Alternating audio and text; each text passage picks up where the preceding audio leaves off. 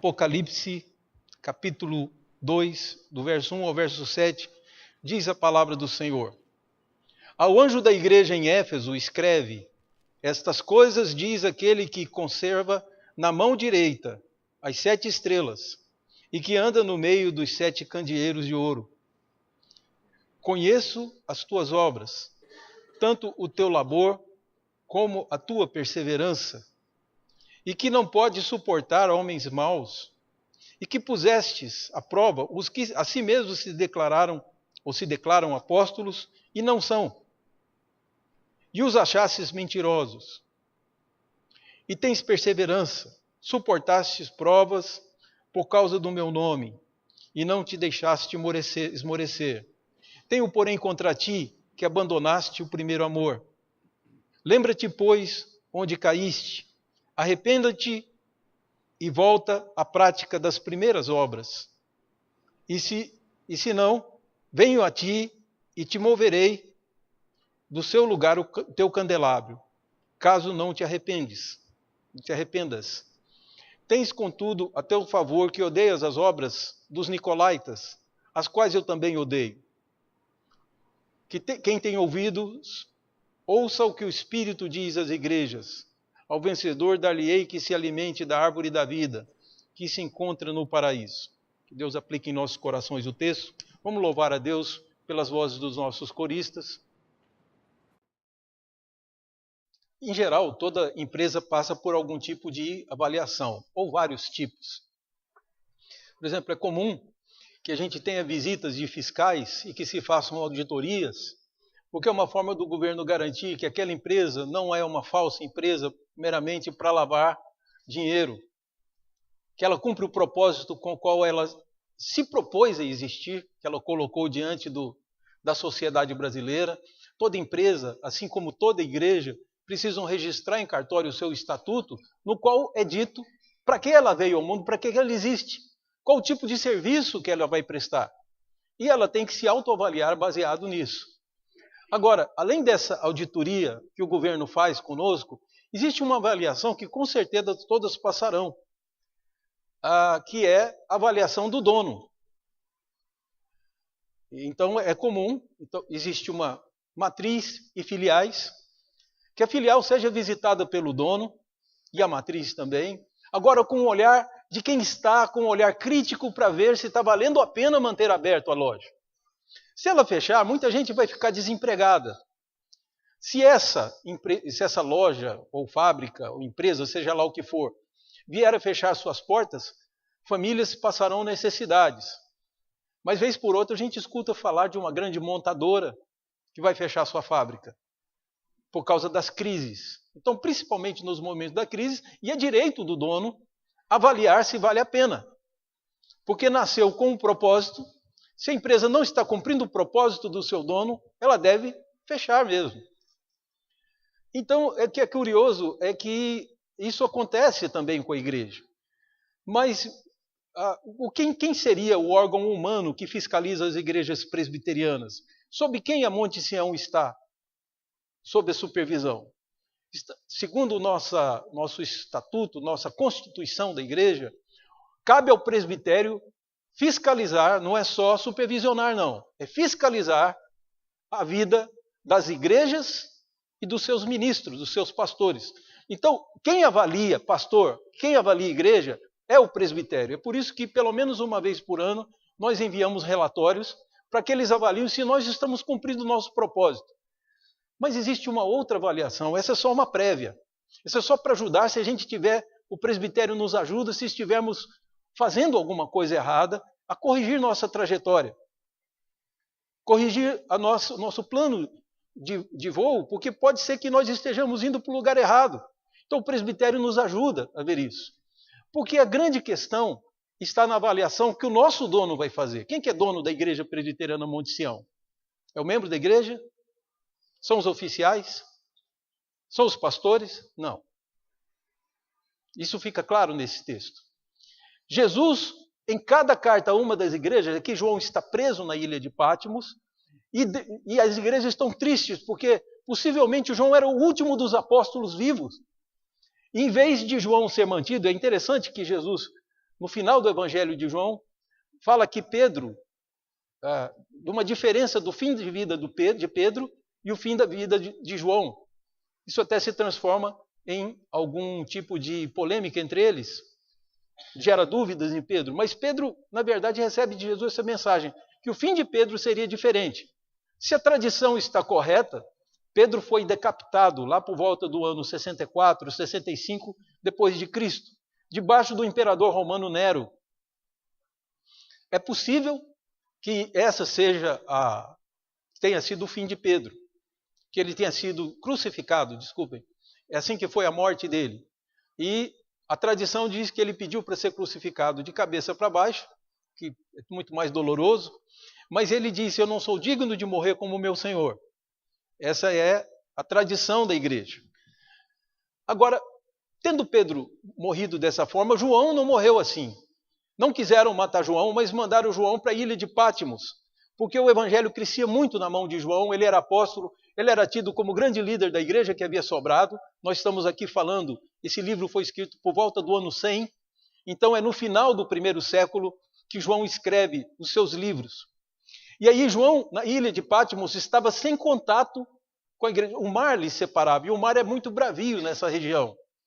É muito arriscado qualquer um que quisesse ver João ir lá de barco, a ilha de Pátimos. Então João estava exilado. É por isso que nesse livro diz que no reino de Deus não haveria mais o mar. Porque o mar para eles era um símbolo da insegurança. A pessoa sai de viagem e a gente não sabe se volta. Ela poderia morrer no mar, era um risco muito grande. Então o mar representava a distância de João das igrejas que ele pastoreou. E nós sabemos que uma das igrejas que João pastoreou foi Éfeso. Aliás, tem um registro escrito de um pai da igreja que diz que ele pessoalmente viu João entrando em Éfeso depois da queda de Jerusalém no ano 70, que João estava entrando com a mãe de Jesus e as irmãs de Jesus na cidade de Éfeso. Possivelmente a cidade de Éfeso deu uma acolhida a essa família de Jesus, o apóstolo João, a quem Jesus confiou para que cuidasse de Maria, porque mulher não tinha trabalho remunerado naquele tempo, e daí as mulheres passarem grande necessidade e muitas vezes as viúvas terem que viver de esmolas. Como os irmãos de Jesus não haviam se convertido, Jesus na cruz diz para João cuidar da sua mãe e diz para Maria tratar João como tratava ele, como um filho. Então, aí nós temos nesse contexto, João foi pastor em Éfeso, possivelmente depois de Timóteo. Paulo planta a igreja de Éfeso, Timóteo é um dos melhores pastores que aquela igreja tem, e Timóteo era pastor quando Paulo envia as epístolas a Timóteo, pastor possivelmente em Éfeso. E depois que Timóteo, já com mais idade, deixa de ser pastor, quem pastoreia em Éfeso é o apóstolo João. Só que ele é preso pelo Império Romano e é exilado na ilha de Pátimos. E aí ele tem o livro de Apocalipse, que é uma revelação. Mas, queridos, não vamos pensar que é meramente uma revelação para o mundo saber o futuro. Isso é simplificar o propósito de Apocalipse. Apocalipse foi escrito não para que as pessoas descobrissem um código dentro do qual o futuro fica previsível. Não é esse o propósito. Ainda que haja previsões aqui, o principal propósito de Apocalipse é consolar uma igreja que estava triste, achando que estava perdendo a guerra, que as trevas estavam prevalecendo. Paulo morreu, Pedro morreu, os outros apóstolos morreram, Tiago, irmão de Jesus e líder da igreja de Jerusalém, é espancado, apedrejado e jogado de cima do pináculo e morre. Então todos os que servem à fé estão sendo trucidados pelo mundo, pelo Império Romano, pelos judeus, mas eles estavam sendo dizimados. Mas a igreja crescia numa proporção extraordinária. É nesse contexto que o último dos apóstolos é preso, que a igreja olhava para ele como um patrimônio, e agora eles estão sem João. Daí, o Senhor Jesus revela o livro de Apocalipse, que conforta a igreja dizendo: o cordeiro venceu o dragão.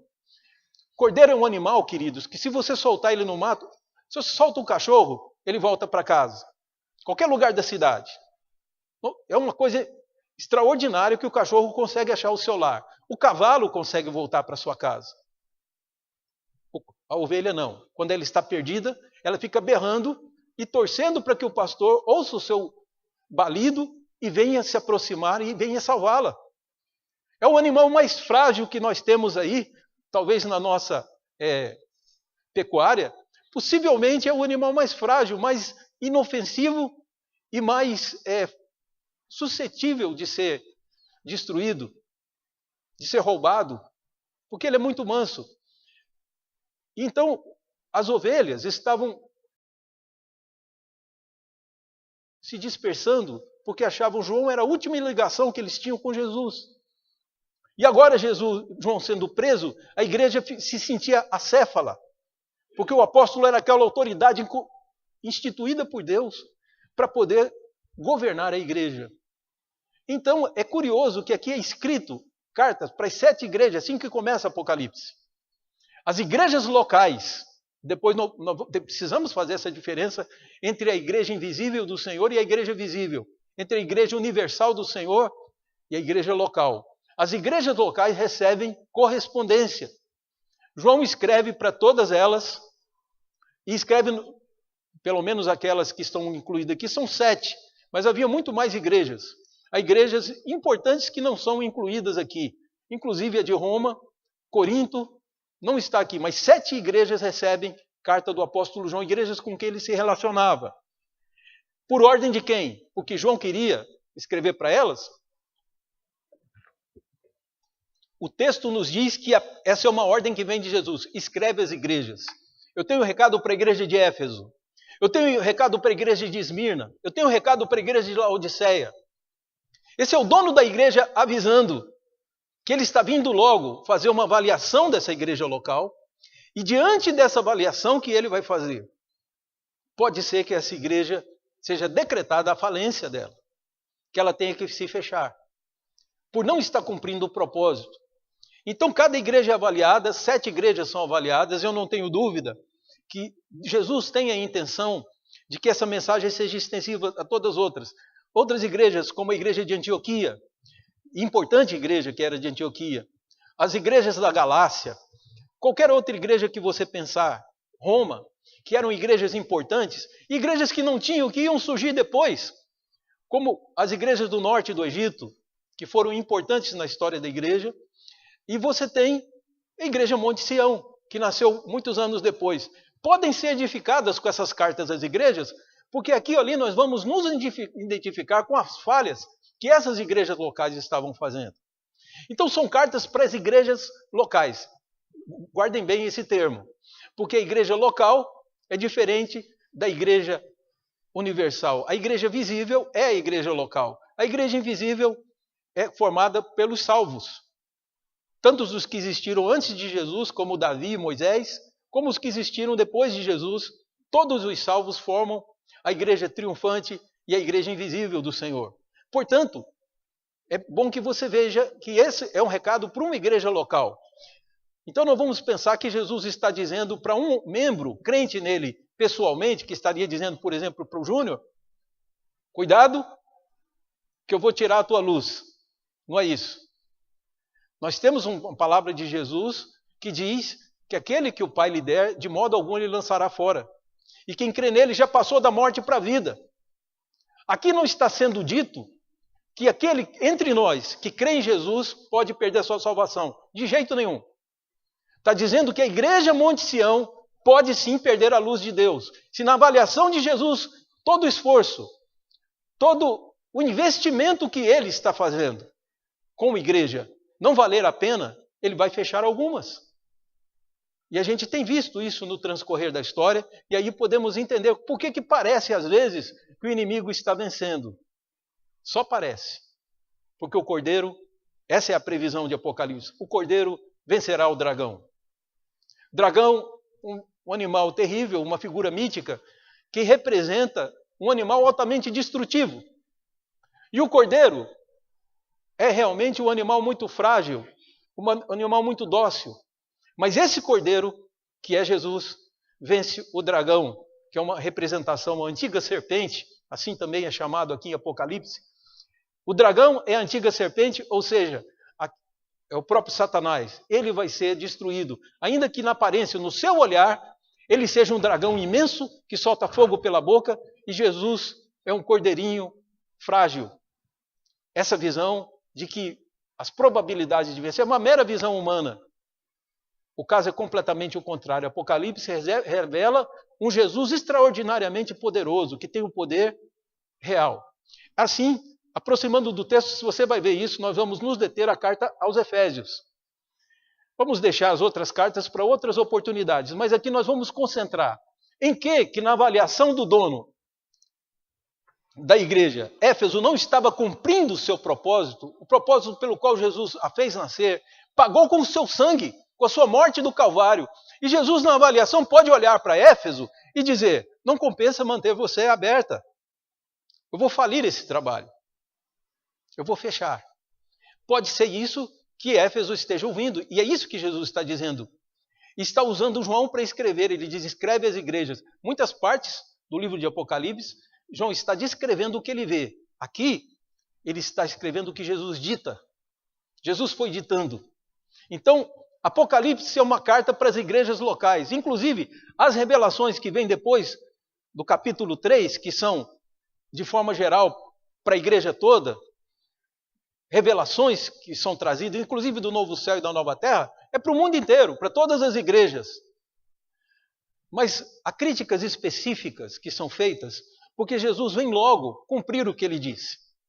De estabelecer a sua vitória, nos resgatar, acabar com todo o sofrimento, toda a lágrima. Está muito perto, Jesus está ansioso por fazê-lo. Porém, está dando um tempo para que as igrejas se corrijam, e elas se corrigirem, todos serem recebidos. Que todos os que estão dentro delas e ainda não se converteram, se convertam. E aqueles que se converteram, se alinharem com a sua conversão e viverem uma vida digna da conversão. Pessoas que se arrependeram dos seus pecados e se entregaram a Jesus, podem mais tarde voltar a praticar as mesmas obras antigas. Portanto, essa é a avaliação que vai ser feita pelo dono, que é o próprio Senhor Jesus, é o dono da igreja. Mas eu gostaria que os irmãos vissem a introdução à carta aos Efésios, apresenta o destinatário e apresenta também quem está falando, que é o próprio Jesus. Essa apresentação é muito interessante. Diz: ao anjo da igreja em Éfeso escreve. Então a primeira questão que vamos ver é que é algo que é escrito para um anjo.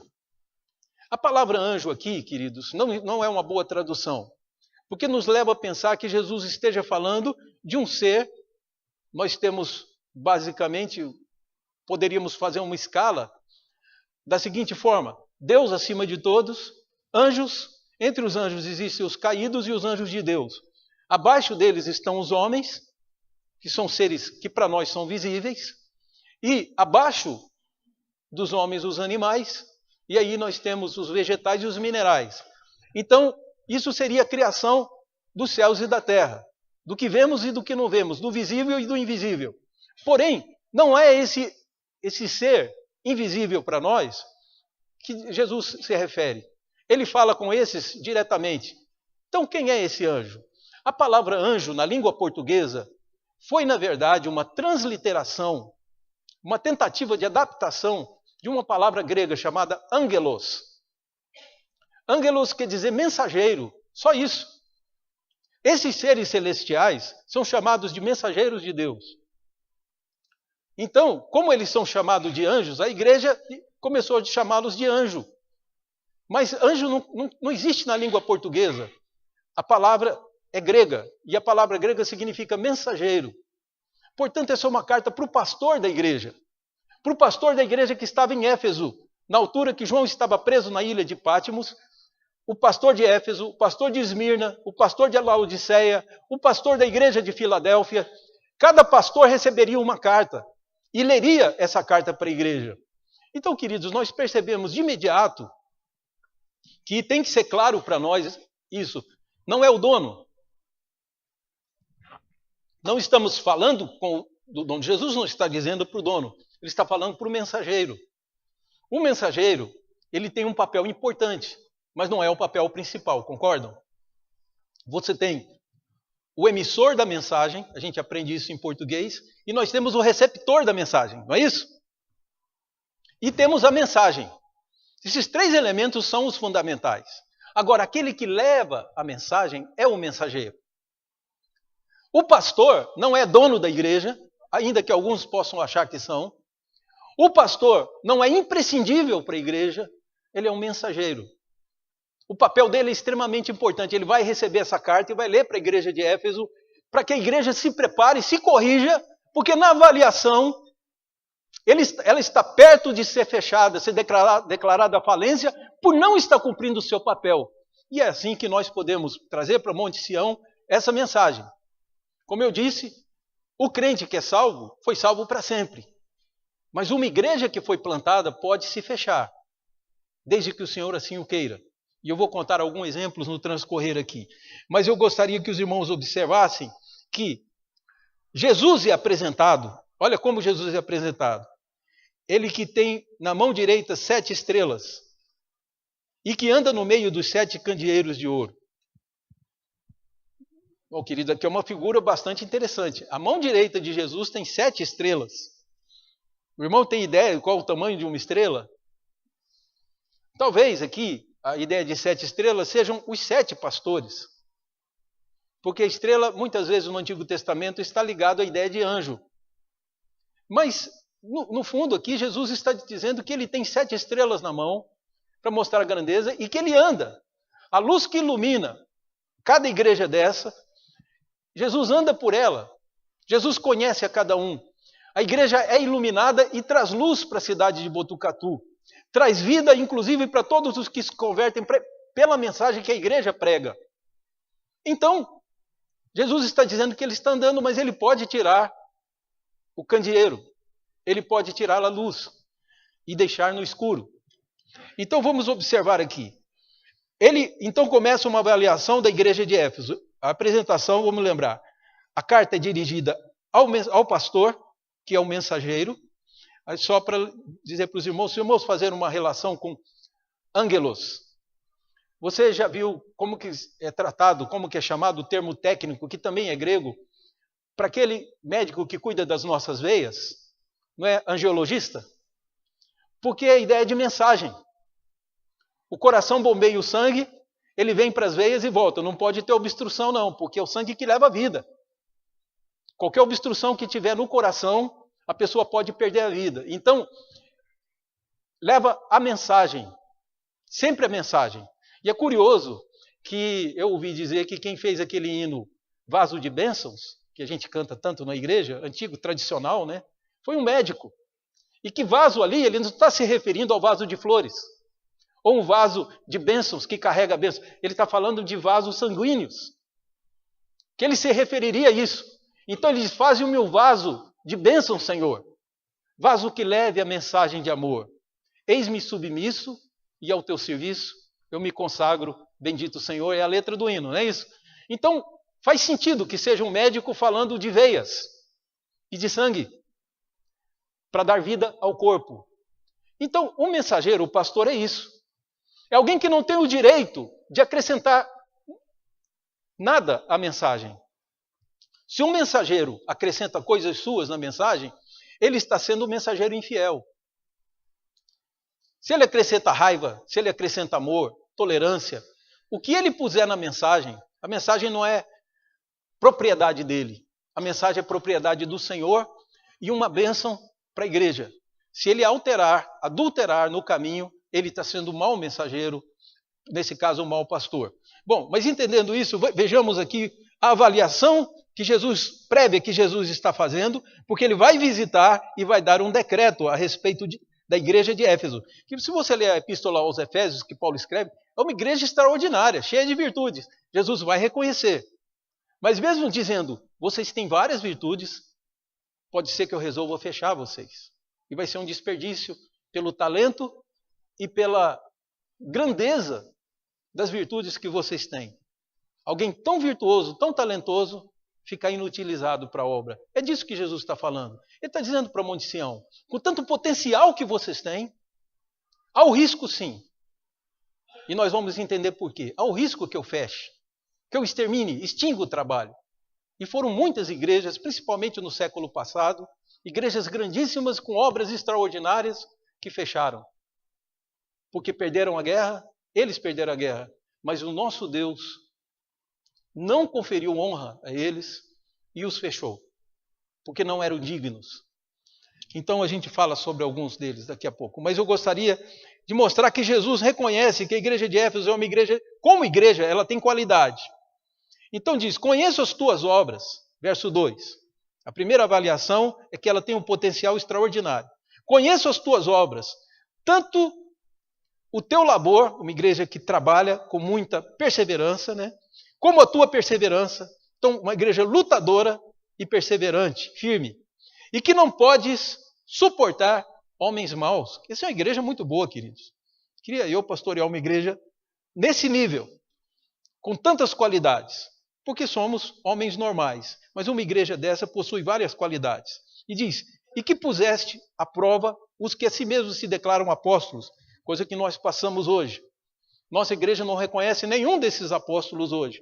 Então, em Éfeso, também, os que se diziam apóstolos e não eram, a igreja reprovou e achou-os mentirosos. Foi assim que a igreja declarou. Verso 3. Então, uma igreja que tem qualidades extremas. E tens perseverança, e suportastes provas por causa do meu nome. Então, por amor a Jesus, eles aguentaram a prova e não te deixaste esmorecer. Não enfraqueceu por causa das provas. Era uma igreja forte. Que igreja extraordinária. Mesmo assim, Jesus diz que ela está sob risco. Qual que é o grande problema? Está na segunda avaliação que Jesus faz, que agora ele aponta o defeito da igreja. Então, eu gostaria que os irmãos lessem aqui. Verso 4. Tenho, porém, contra ti, que abandonaste o teu primeiro amor. Olha que coisa interessante. Jesus está dizendo que há uma igreja que é uma igreja extraordinária. Uma igreja que é linda. Qualquer um de nós que visitássemos dizer, essa igreja é um exemplo. Todos queremos uma igreja assim. Ele diz que mesmo assim ela podia se perder porque estava faltando um elemento. O primeiro amor. E vamos lembrar que o apóstolo Paulo diz, e eu louvo a Deus pela vida de Paulo, pelas coisas que o Espírito Santo o inspirou para escrever, e eu creio que foram sinceras. Paulo acreditava naquilo, ele diz, se eu entregar meu corpo para ser queimado pelos pobres, se eu distribuir todos os meus bens, e se eu não tiver amor, nada disso me aproveitará. Eu não sou nada. Eu posso falar todas as línguas dos homens e até a língua dos anjos. Se eu não tiver amor, eu sou só um metal que faz barulho. Então o apóstolo Paulo está dizendo que uma igreja sem amor, vou usar até aqui uma expressão de um pastor argentino que eu conheci pessoalmente, e ele dizia o seguinte, a igreja é o reino de Deus, e o oxigênio desse reino é o amor. Uma igreja sem amor é uma igreja morta. Nós precisamos entender o que é amor e voltar para aquele amor que nós inicialmente começamos a andar nele. Essa é que é a palavra aos Efésios. Não é que eles não amassem, mas o tipo de amor que eles estavam oferecendo a Deus era um amor sem qualidade. Não era o amor que Deus havia plantado no coração deles. Eles trocaram por o outro. O inimigo os convenceu que dar devoção a Deus... Isso me lembra, para ilustrar aqui, me lembra uma historinha que eu ouvi de um cristão que usava aqueles personagens de desenho animado, né, de charges, o Charlie Brown. O Charlie Brown tinha que ler um livro e passou a semana toda brincando.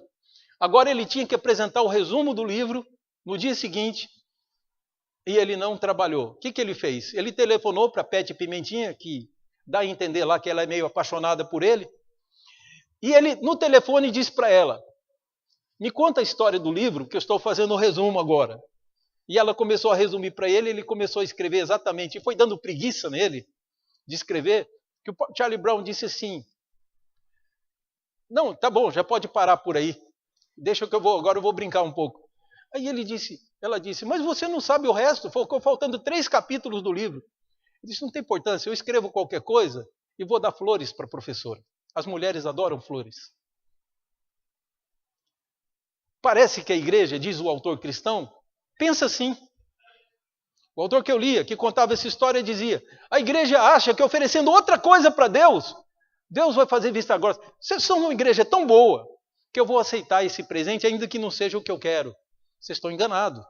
Jesus é o nosso Senhor da justiça, é o sol da justiça. E Ele é justo em todos os seus caminhos. Não pense que alguém com esperteza, com jeitinho brasileiro, vai conseguir enrolar Jesus no dia do juízo. Então ele está dizendo que ele vai visitar a igreja de Éfeso e que ela deve tomar cuidado, porque a falta dela é gravíssima. Ainda que o potencial seja grande, ainda que as qualidades sejam lindas, ele diz: o divórcio vai acontecer. É uma bela igreja que eu vou deixar. E ela vai morrer sem mim. Porque é isso que acontece com as igrejas cristãs sem Jesus. Elas só vão poder gerar morte.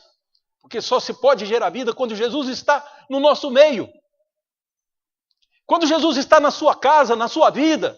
Quando a leitura da Bíblia é algo rotineiro a você. A frequência aos trabalhos da igreja é muito importante. É uma demonstração de amor. E aí, quando eu observo que isso não acontece, eu tenho que olhar e trazer a mensagem de Deus, dizer: cuidado, o Senhor pode trazer uma grande crise e fechar a igreja. Então, observem bem que ele diz isso: abandonaram o primeiro amor. Olha os conselhos que ele dá. São 2 conselhos, basicamente. Ele diz: lembra-te, pois, onde caíste. Exercita a sua memória e vê lá atrás onde foi que você errou para você adquirir essa nova forma de amor que não me interessa, que não é amor. Porque se Deus disser que não é amor, não é mesmo, por mais que pareça. Por mais que a gente queira que pareça amor, não é amor. Você sabe o que é amor porque você gosta de tê-lo. Gosta de pessoas que estejam à sua volta, dispostas até morrer por você. Assim que é amor. Agora essa igreja parece que não tem isso mais. Que por costume, por hábito, essa igreja que eu falo é a de Éfeso. Por costume, por hábito, porque eles tiveram uma boa formação, eles vão seguindo. Mas essa fé não está presente mais. Essa fé não existe. Esse amor já não existe mais. Por isso ele diz: olha lá atrás, onde foi que você desviou? Retoma o seu caminho. É curioso, queridos, porque no grego isso não fica claro. O grego era muito prático, ele era filósofo. Ele era grandemente influenciado pelo pensamento. Então, a palavra grega para arrepender é mudança de mente. Você muda a sua maneira de pensar. O hebreu era extremamente prático. Olha como que a língua reflete a cultura de um povo. O hebreu não dava muita importância para o que o homem pensava, mas para a palavra de Deus. Então, quando alguém se desviava e se arrependia, você vai lembrar de Lamentações, capítulo 3, o verbo usado pelo hebreu era o verbo voltar. O verbo-chave é voltar. Você está num caminho, você volta. E aí eles mudam um pouquinho, uma letra, e fica chuv. Chuv significa voltar, arrepender-se. Então voltar significa: eu estou num caminho. Quem já andou em fazenda aqui sabe do que eu vou falar. Se você errar uma cancela que você tem que entrar, vai ser um problema. Você pode andar o quanto quiser, você vai ter que voltar naquela cancela e retomar o caminho, não é assim? Eu já passei por isso, eu já fui levar ceia e trabalhar com alguns cristãos em fazenda. E um dia alguém me fez um favor, um dos fazendeiros das estradas que a gente passava, me fez um favor de cortar a árvore que ficava perto do mata-burro, colocou uma cancela em vez de mata-burro e pintou os postes todos de branco. Bom, eu passei por ali, não era ali que eu entrava. Só que ele trocou, eu passava por aquele mata-burro e não passei. Fui parar lá na frente e eu não estou reconhecendo esse caminho. Eu tive que voltar onde eu tinha errado. E aí eu reconheci, eu falei: tinha uma árvore aqui junto ao mata-burro, ele me corta a árvore, que eu vi o toco. Ele me corta a árvore, pinta os postes de branco e tirou o mata-burro, quer dizer, mudou toda a minha referência. Aí eu entrei e consegui chegar na fazenda dos nossos irmãos na região do município de Aguapé, lá em Maripotaba, Goiás. Bom, mas é interessante olharmos que Jesus está dizendo: volta lá onde você errou e retoma o seu caminho. Esse é o conselho dele. Você não sabe onde que você faz reviver esse amor? Volta lá. Lembra quando você era um recém-convertido, ou quando você era um jovem que queria mudar o mundo? A gente lembra disso. Apesar de eu já estar com 60, eu me lembro disso. Me lembro dos meus 18, 19. A gente queria fazer esse mundo um mundo melhor. Até quem não era crente queria fazer isso, não era? E a gente queria mudar o mundo e sabíamos que o evangelho era o meio de fazer isso. E tínhamos entusiasmos. E cada folheto que a gente entregava não era um problema que a gente se livrava. Entregar folheto para nós era a esperança de que aquela pessoa lesse em particular e se entregasse a Jesus e fosse salva. Amávamos as almas de pessoas que nós não conhecíamos. Em algum lugar do caminho nós abandonamos esse amor. Precisamos voltar lá. Jesus diz, lembra onde pecastes? E volta. A palavra dele aqui na verdade, dá uma ideia geográfica, não é isso? Lembra-te, pois, onde caíste, arrepende-te e volta à prática das primeiras obras. Então, as obras já estavam sendo afetadas pela falta do amor. Como o amor é o oxigênio, não pense que isso é um fator dispensável na igreja. Não, amor, isso é coisa de romantismo. A gente tem que ser prático, fazer o que é bom. Pois Jesus está dizendo que você não vai fazer o que é bom se você não tiver amor. É preciso haver amor. Então, uma igreja que faz tudo direito, que planta aí 15 igrejas na sua história, que evangeliza, que faz tudo. Bom, se não tiver amor na hora da visita de Jesus, essa igreja não sobrevive. E ele passeia pelos candeeiros. Então Jesus diz aqui, volta à prática das primeiras obras. E, se você não quiser fazer isso, quiser continuar como é, não se transformar, pessoalmente você como crente, porque igreja na verdade somos nós. Se você pessoalmente não quer mudança, venho a ti e moverei do seu lugar o teu candeeiro, caso não te arrependas. Então, agora cabe mencionar aos irmãos algumas igrejas do passado que fecharam. Tem uma igreja em Londres que foi muito importante para a conversão, para a vida, para a salvação e discipulado de pessoas, reintegração de família. Aqui, toda igreja que faça o mínimo já consegue essas coisas. Famílias estão sendo destruídas pelo inimigo, eles restauram. Valores morais da sociedade são restaurados. Quero lembrar aos irmãos que quem iniciou na Inglaterra um movimento para a libertação dos escravos, que acabou chegando tardiamente no Brasil, mas que o mundo inteiro acompanhou a Inglaterra, foi um cristão. Um homem se converteu e, lendo a Bíblia, entendeu que os homens são iguais. E ele entrou então com um documento no parlamento inglês pedindo que acabassem com a escravidão porque os homens são iguais. Foi um irmão nosso, um cristão que lia a Bíblia. Então a igreja restaura valores morais da sociedade. Ela dá força para essa sociedade. A igreja é o sal da terra e a luz do mundo. Então o que Jesus está dizendo? Está dizendo que essa igreja tem que voltar porque ela precisa ser eficiente. E não tem como ela estar viva, sobreviver sem amor. Jesus exige que haja amor no que a gente faz, porque senão nada nos aproveita. Essa igreja será um mau exemplo. Essa igreja será sempre uma referência e diz, é uma igreja que não tem amor, mas é eficiente. Então nós podemos imitá-las. E aí você causar outros desvios. É uma igreja que tem 2.000, 3.000 membros. Mas não tem amor. Se não há amor, então não é igreja, não merece mais esse título. E é isso que Jesus está dizendo. Não é que a igreja de Éfeso não fosse uma igreja sem qualidade, tinha excelentes, tinha um potencial enorme. Mas Jesus não titubearia, como nunca ele titubeia diante de nada, em fechar a igreja, porque esse é o decreto dele. Se você não voltar para o primeiro amor, eu farei a mesma coisa. Então eu dizia de uma igreja na Inglaterra, que foi muito importante para o evangelho. Ela faliu porque abraçou o liberalismo teológico por falta de amor.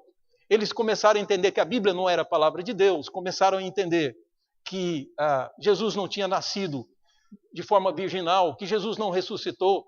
A igreja começou a ser influenciada pela ciência e pelo discurso da ciência. Sabe o que aconteceu, meu querido? A igreja morreu. Porque se não tem Jesus, se Jesus não ressuscitou, então o que os nossos olhos têm que ver? Eu não tenho nada o que fazer na igreja. Para ouvir um homem falar discursos bonitos, não interessa. E aí a igreja morre. A igreja morrendo, porque os homens tomaram a igreja nas mãos, ela fechou. Você sabe como que esse prédio foi usado? Ofereceram uma grande quantia pelo prédio dessa igreja tão famosa, e ali se instalou a sinagoga de Satanás, ou a igreja de Satanás de Londres. Adoradores de Satanás adorando no mesmo templo, para os irmãos verem, Jesus não se importa. A esse ponto, aqui é o lugar sagrado e tal. Para quem? Jesus diz que os nossos corpos são templo do Espírito.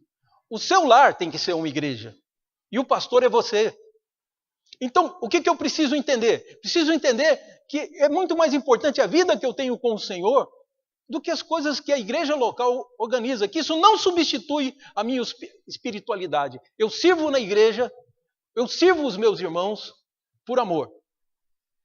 Eu sirvo ao Senhor por amor. Porém, não significa que o trabalho da igreja seja mais importante que o amor. Jesus está deixando claro que não. E aí ele conclui dizendo, verso 6, tens contudo a teu favor que odeias as obras dos nicolaítas. É impreciso o que os nicolaítas pregavam, mas é evidente que essa igreja reprimia essa e era oposta a essa heresia, e as quais também eu odeio, o próprio Deus também. Então a igreja estava afinada com Deus em termos teológicos, porém desafinada com respeito ao amor, porque Deus amava os membros da igreja, mas a igreja não amava o Senhor e nem os seus irmãos. Verso 7 diz, quem tem ouvidos, ouça o que o Espírito diz à igreja, ao vencedor, dar-lhe-ei que se alimente da árvore da vida, que se encontra no paraíso de Deus. Eu tenho absoluta certeza que um sentimento tão sublime como o amor, não vamos conseguir operar dentro de nós mesmos. Não podemos autofabricar um amor dentro de nós. Nós fabricarmos, fora de cogitação, o amor é fruto do Espírito. Então o que você tem que fazer, queridos?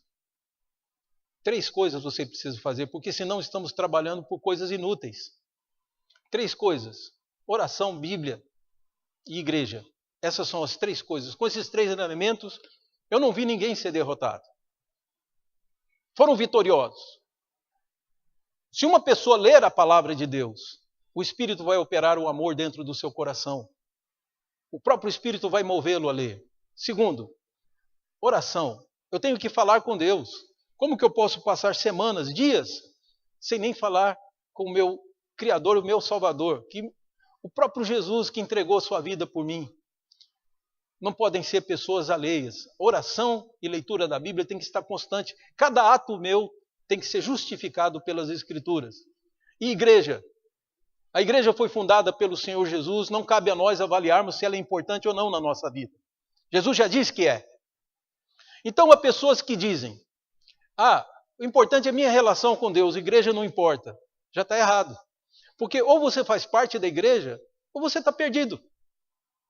Quem é que batiza? É a igreja. Nenhum homem está autorizado a fazer batismo, a não ser a própria igreja, na pessoa do seu pastor, no nosso caso aqui. Outras igrejas têm outros sistemas. Mas o batismo é o selo da aliança. Então quem celebra a aliança de alguém, de uma criança com Deus e tudo, é a igreja. Quem é que celebra a ceia? A igreja. E o presbiterianismo entende que isso são meios de graça. Se você cortar a igreja da sua vida ou relegá-la a 3º, 4º lugar, você está abandonando o amor.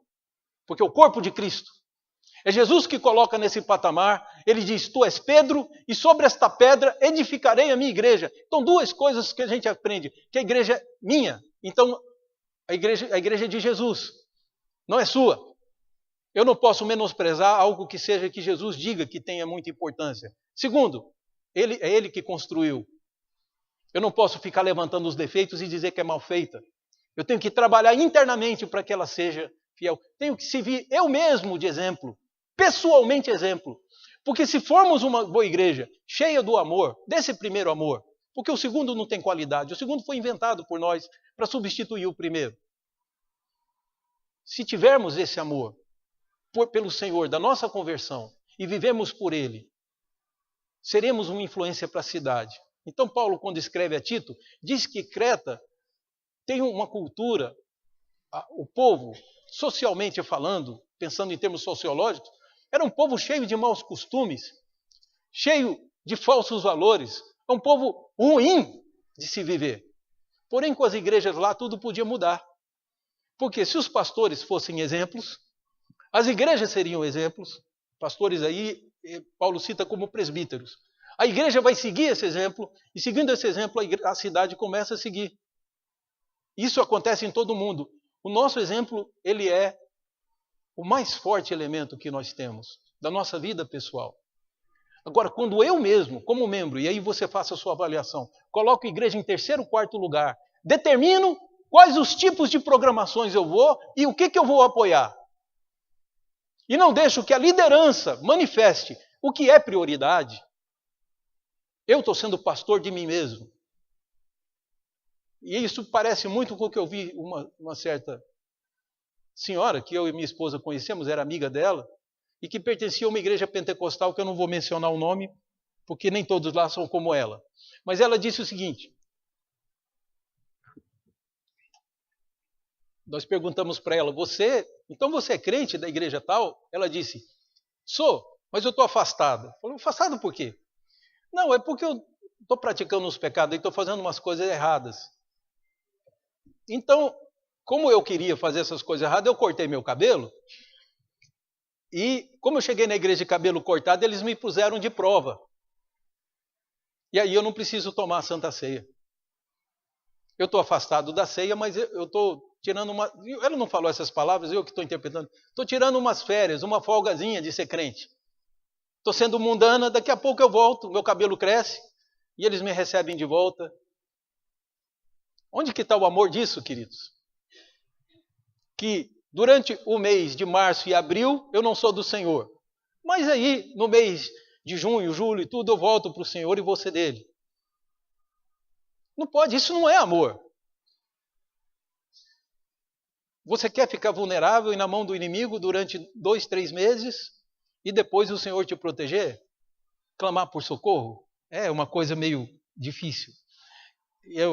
Para encerrar, queridos, só dizer da igreja americana, que foi a nossa igreja mãe. A igreja presbiteriana do norte dos Estados Unidos investiu dinheiro.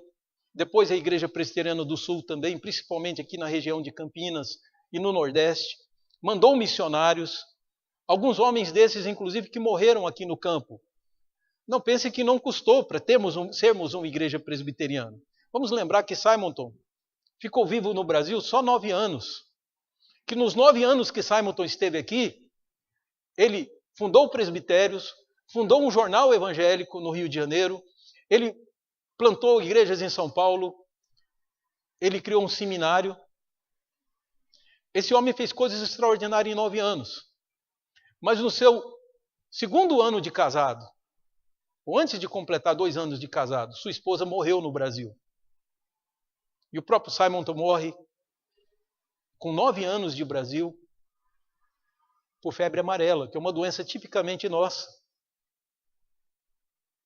Então não custou nada para sermos a igreja? Claro que custou. Quem plantou essa igreja, quem viveu aqui desde criança, sabe quanto sacrifício custou de algumas pessoas? Quantos homens deram de si?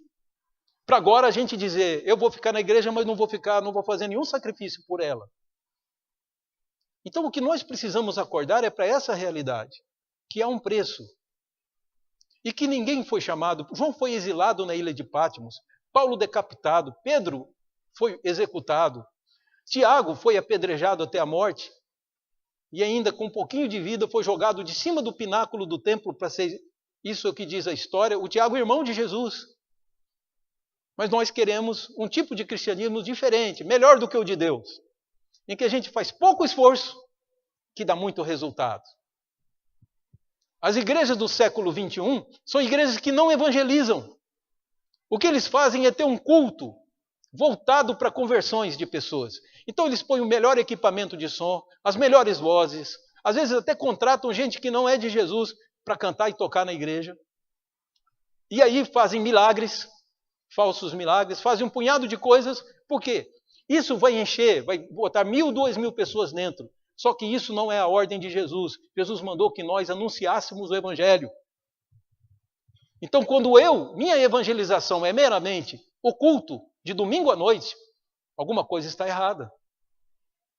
Não é esse o método de Cristo, é o método do século XXI. Estamos inventando uma igreja que não corresponde ao modelo que Jesus, que não corresponde aos nossos estatutos. Então, quando o dono passar por nós, ele pode dizer, eu vou fechar vocês. Então, a única coisa que eu digo aos irmãos, vamos lembrar onde foi que caímos, se você caiu. Volta lá, arrepende-te, pratica as obras, fale a verdade. Não fale nada nas costas do seu irmão que prejudique o seu irmão, porque a maledicência é colocada na Bíblia como um pecado tão grave quanto o homossexualismo. E diz que não, Paulo diz no capítulo 6, da primeira carta aos Coríntios, que não herdarão o reino dos céus os que praticam a maledicência. Vamos tirar do nosso meio tudo o que não condiz com o amor que Jesus nos ensinou. E se você disser, mas eu não sei como amar, eu te repito o que Jesus disse aos discípulos: um novo mandamento vos dou, que vocês amem uns aos outros, isso é uma ordem para a igreja, como eu vos tenho amado. Leia na Bíblia e você vai entender o que é amor. Leia o que Jesus fez e como ele se relacionou com seus discípulos, com a sua igreja. E aí você vai entender o que você precisa ser. Nosso modelo é Jesus. Sem isso, ele está avisando que passeia no meio, sabe do que está acontecendo e pode fechar a filial. Os que são verdadeiramente crentes nunca perderão a salvação, mas uma igreja pode deixar de existir, pode minguar e até ser destruída. Há uma igreja no interior aqui pertinho, queridos, que o meu filho, que graças a Deus a igreja dele vai bem e tudo mais, ele às vezes até perde noite de sono porque ele abraçou que ele quer que essa igreja seja restaurada. Uma igreja centenária. Tem mais de 100 anos a igreja que vem servindo. Foi uma das grandes igrejas da região e hoje está com 3 membros. Esse é um futuro que nós não queremos para Monte Sião, porque é um instrumento de salvação que Deus dá. Muitos de nós fomos salvos exatamente pelo evangelho que foi pregado aqui. Então vamos recuperar aquele primeiro amor. Vamos viver no amor. Está faltando isso entre nós. Se estiver faltando, o Senhor vai trazer juízo. E Ele pode fechar tudo. Isso é juízo dele. Vamos andar nas obras retas. Vamos ser imitadores de Jesus. Vamos exercer os nossos cargos, as nossas funções, nos candidatar, nos envolver para fazermos a obra de Cristo. Porque se for para agradar homem, vá para o mundo. O homem está lá, está perdido e não tem céu para ir. Porque o vencedor, Jesus promete um prêmio. Eu vou deixar que ele coma da árvore da vida. Sabe o que é a árvore da vida, querido? Era um fruto que tinha no Éden, que se o homem comesse, ele não morreria nunca mais. É a solução para a morte. Então basta que você recupere o amor e Jesus vai te dar a vida eterna. Mas abra os olhos. Porque não é o amor que você quer dar a Ele. É o amor que Ele quer que você tenha. Que Ele quer operar e criar dentro de você. Que Deus nos abençoe. Vamos ficar de pé, fazer a última oração.